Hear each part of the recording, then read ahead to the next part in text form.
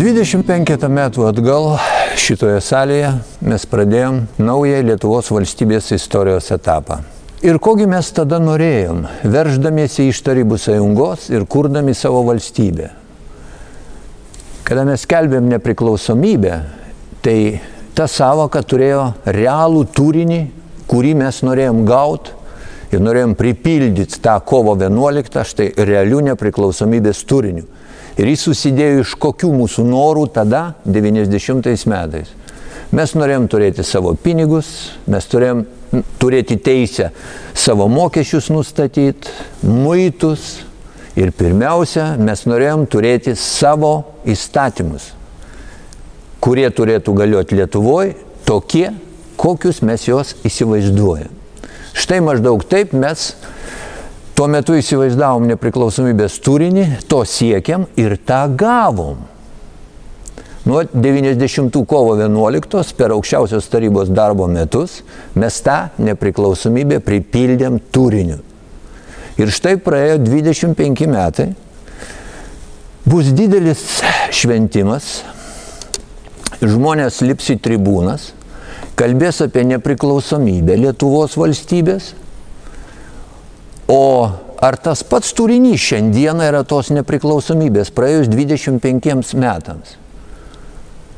Ir tie žmonės, kurie lips į tribūną kalbėti ir visą laiką linksniuos tą nepriklausomybę žodį, man asmeniškai nelabai suprantama, kokį jie turinį šiandien deda į teiginį nepriklausomą Lietuvos valstybę.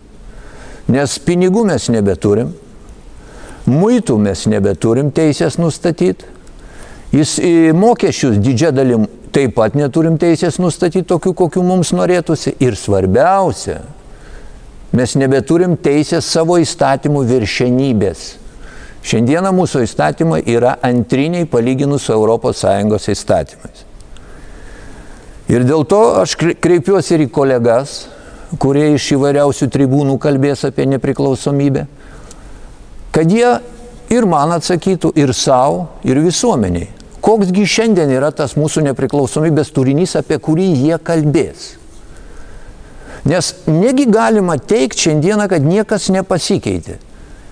Kad nepriklausomybė yra tokio pačio turinio, kaip 25 metų atgal. Nagi akivaizdu, kad ne. Ir jums gali kilti klausimas, o tai ką iš čia tuo nori mums pasakyti, kur iš čia mus kviečia. O kviečiu aš tai kur. Aš kviečiu pirmiausia nebijot pasakyti patiems savo taip, kaip yra iš tikrųjų. Kad mes esam naujam dariny šiandieną geopolitiniu ir būdami tame darinyje mes neišvengiamai turim atsisakyti daugelio savo nepriklausomybės aspektų. Tiek pinigų, tiek muitų, tiek įstatymų viršenybės. Galų gale ir biudžetas mūsų šiandieną yra taip pat kontroliuojamas iš Briuselio.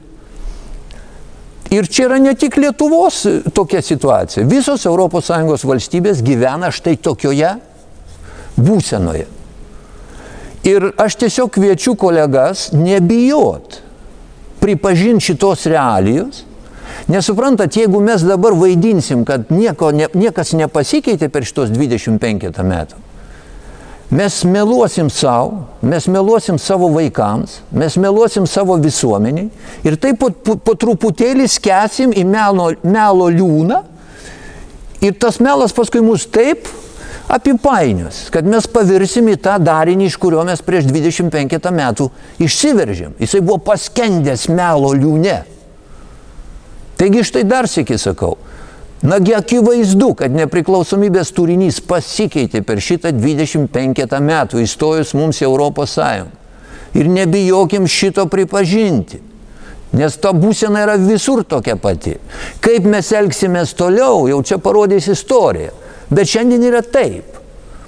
Ir dabar gali kilti klausimas, o tai kovo 11, tai jos reikšmė kokia dabar yra šito pasikeitusio nepriklausomybės turinio kontekste?